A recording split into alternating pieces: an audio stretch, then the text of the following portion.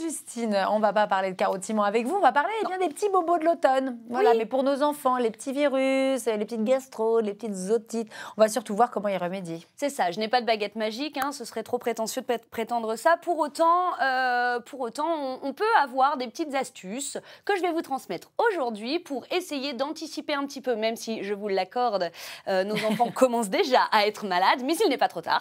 On peut encore faire des choses pour eux. Astuce numéro 1. Astuce numéro 1, les probiotiques.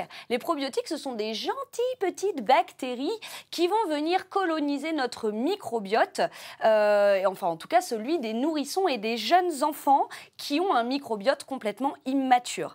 La Société canadienne de pédiatrie nous dit d'ailleurs que chez les nourrissons, on peut envisager, pour soulager les coliques, de donner des probiotiques et chez les plus grands enfants, de donner des probiotiques pour limiter les effets secondaires liés à l'administration des antibiotiques en cas de gastro-entérite ou de ce qu'on appelle du Clostridium difficile. Redites-le. Clostridium difficile. Épelez-le. Alors, ouais, les probiotiques, on les donne sous quelle forme? C'est des petits cachets? C'est des formes de gélules la plupart du temps. On trouve ça en pharmacie. Il ne faut pas hésiter à se renseigner auprès de son pharmacien ou de son médecin. En tout cas, c'est assez reconnu et ça a fait ses preuves. Astuce numéro 2. Astuce numéro 2, c'est pour moi l'une des plus importantes, c'est le lavage de nez.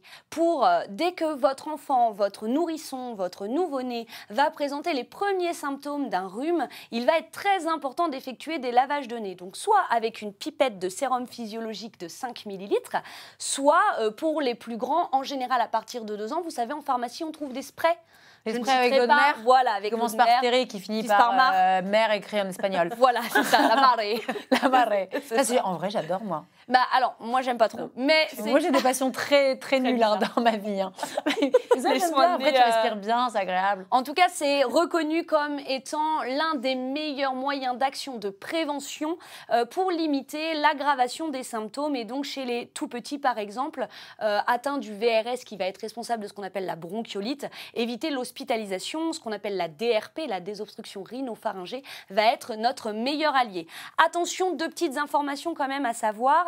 La première, c'est qu'actuellement, il n'est plus recommandé, contrairement aux dernières années, d'effectuer des lavages de nez avec des seringues parce qu'on avait tendance à mettre des pressions trop fortes et des quantités de liquide trop importantes, ce qui aurait, d'après les ORL actuellement, en tout cas, il y a des recherches en cours à ce sujet-là, qui auraient tendance à augmenter le risque d'otite. On a toute une génération de gamins qui portent des yo-yo là. Et ce serait quoi qui portent des yo-yo? Des yo-yo, vous savez, c'est des petits appareils pour permettre d'éliminer les sécrétions dans les oreilles. On a beaucoup d'enfants qui ont des gros problèmes d'otite. En tout cas, on n'est pas sûr à 100%, mais l'utilisation de la seringue pourrait être en lien. On fait comment du coup pour leur administrer?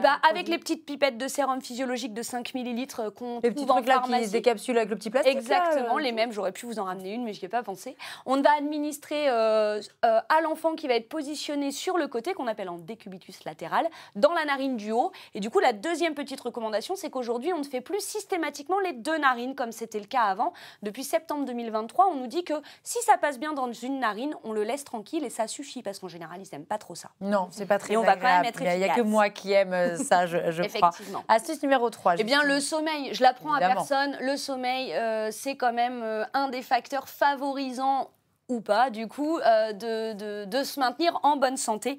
Donc, un enfant qui dort suffisamment aura un meilleur système immunitaire. Donc, n'hésitez pas, surtout, si vous en avez la possibilité, vous avez un enfant malade, à lui proposer des temps de repos plus réguliers dans la journée, quitte à temporairement décaler un petit peu son rythme habituel. Et puis, j'imagine le miam-miam aussi, bien manger. Bien sûr, l'alimentation saine, plus on va être bio, plus on va être local, mieux c'est. Mais même sans parler que de ça, les produits de saison, les sucres non raffinés, les céréales complètes, tout ça, il faut que ça devienne absolument vos alliés pour une saison en toute sérénité. Une dernière astuce, ma chérie? Une dernière astuce, la réflexologie plantaire. Je crois que j'en avais déjà parlé ici. Moi, j'y suis formée pour les enfants.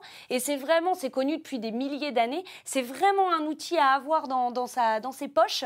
Ça permet vraiment de prévenir. On n'est pas dans la guérison, bien sûr, mais on va prévenir les maux de l'hiver. Donc, Voilà, pourquoi s'en priver? Ça fait du bien à tout le monde. Et puis les petits gestes du quotidien. Alors déjà, tous vos conseils s'appliquent au final aux adultes aussi. Bien sûr. C'est du bon sens, mais il y a plein de petits gestes comme changer les draps, ce genre de choses. Changer les draps minimum toutes les 2 semaines, aérer la maison 10 minutes par jour minimum, même lorsqu'il pleut, je sais, ça rafraîchit, mais c'est pas grave. Évidemment, on se lave les mains régulièrement et on lave celles de nos bébés et de nos enfants.